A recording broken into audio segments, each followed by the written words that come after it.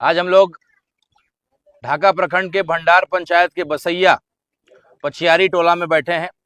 मंजय राम जी का नमक हम लोग आज खा रहे हैं और बैजू राम जी का दरवाजा है। और अपने तमाम रविदास समाज के मेरे भाई, भीम आर्मी के मेरे भाई लोगों का जो है पहली बार इतना भावुक पल है कि कोई नेता का गाड़ी तक यहाँ नहीं रुकता है। कोई नेता वोट मांगने तो छोड़िए, यहाँ कोई आता तक नहीं।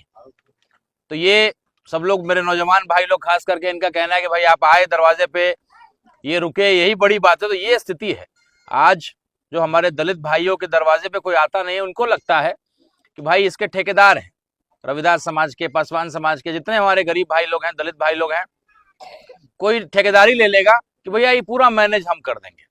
लेकिन इस बार वो स्थिति नहीं है। जिस तरीके से उत्तर प्रदेश में इनकलाब आया, चंद्रशेखर भाई के साथ एक एक मुसलमान खड़ा हुआ और जय भीम जय भीम का जो नारा है, आज हमारे देश में सबसे ताकतवर अगर जाति है वो है हमारे दलित समाज का और मुस्लिम भाइयों का।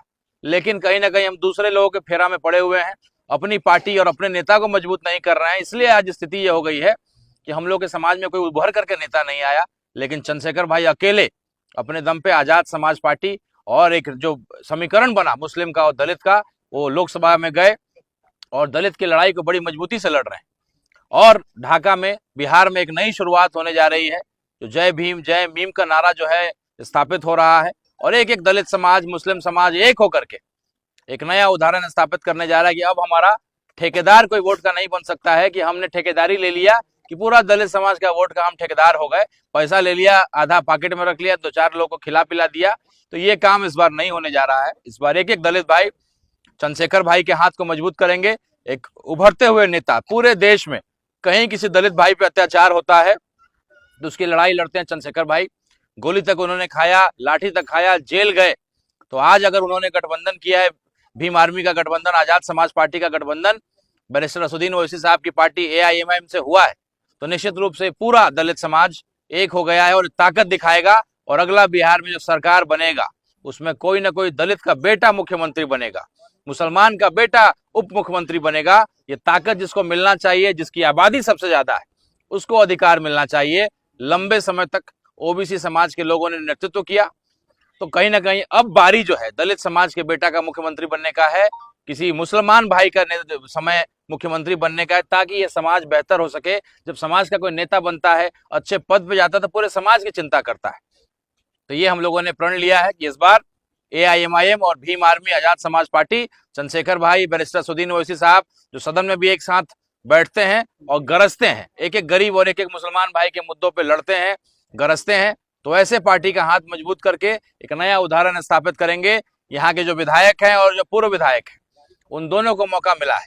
जनता जानती है कि इन दोनों में से कोई अगर जीतेगा तो कुछ नहीं बदलेगा। लेकिन अगर AIMIM, चंद्रशेखर भाई का गठबंधन वाला पार्टी, राणा रंजीत सिंह अगर जीतता है, जो उनका उम्मीदवार है, उनका सिपाही है, तो निश्चित रूप से इस इलाके में जब विधायक के रूप में हम जगह पकड़ेंगे तो सबसे पहला अधिकार गरीब भाई का होगा। कोई भी मेरा दलित भाई अगर थाना में, ब्लॉक में, CO के पास जाएगा इंदिरा आवास के लिए, मृत्यु प्रमाण पत्र बनाने के लिए, FIR कराने के लिए, तो किसी भी अफसर का मजाल नहीं होगा कि मेरे किसी भाई से 1 रुपया घूस मांग सके। ये राणा रंजीत सिंह का वादा है। सीताराम बाबू जो मेरे पिताजी थे, पता लगाइएगा, एक एक कार्यकर्ता, एक एक उनका सपोर्टर, किसी अफसर का औकात नहीं था कि उनसे 1 रुपया मांग ले। वही ताकत जनता को लौटाएंगे। अगर जनता ने वोट देकर के मुझे विधायक बनाया तो एक एक गरीब के हाथ में ताकत देंगे। किसी अफसरशाही को, टोटल जो कमीशनबाजी और अफसरशाही चलता है, टोटल उसको खत्म करने का काम करेंगे। और पहला अधिकार विधायक पे मेरे दलित भाइयों का होगा, मुसलमान भाइयों का होगा। ये मेरा वादा है, एक शुरुआत है। और साथ ही साथ आप लोग को निमंत्रण भी देना चाहेंगे कि बहुत जल्दी जो हम लोग एक नया नारा हम लोगों ने शुरू किया है, जिसमें हम लोग हर हर महादेव भी बोलते हैं, जय श्री राम भी बोलते हैं और साथ में आई लव मोहम्मद भी बोलते हैं। कुछ पार्टी वाले लोग आपस में लड़ा करके राजनीतिक रोटी सेकते हैं, तो हम लोग छठी मैया जिस दिन हम लोग अपनी पूजा को देते हैं, सुबह वाला अर्घ देते हैं, उस दिन जो है बैरिस्टर असदुद्दीन ओवैसी साहब ढाका की सरजमी पे आने वाले हैं। और छठी मैया के साथ साथ जो है हम लोग उनको प्रणाम करके ढाका में एक नए सूर्योदय की शुरुआत होगी।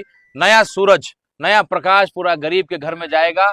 और हम लोग छठी मैया को प्रणाम करके, सूर्य भगवान को प्रणाम करके, हम लोग 1 बजे बैरिस्टर असदुद्दीन ओवैसी साहब का कार्यक्रम ढाका खेल मैदान में होने जा रहा है। आप सब लोग उसमें सादर आमंत्रित हैं और बहुत जल्दी आजाद समाज पार्टी के राष्ट्रीय अध्यक्ष, हम लोग के नेता आदरणीय सांसद चंद्रशेखर भाई भी ढाका के सरजमी पे आएंगे, उसकी भी जानकारी हम लोग आपको देंगे।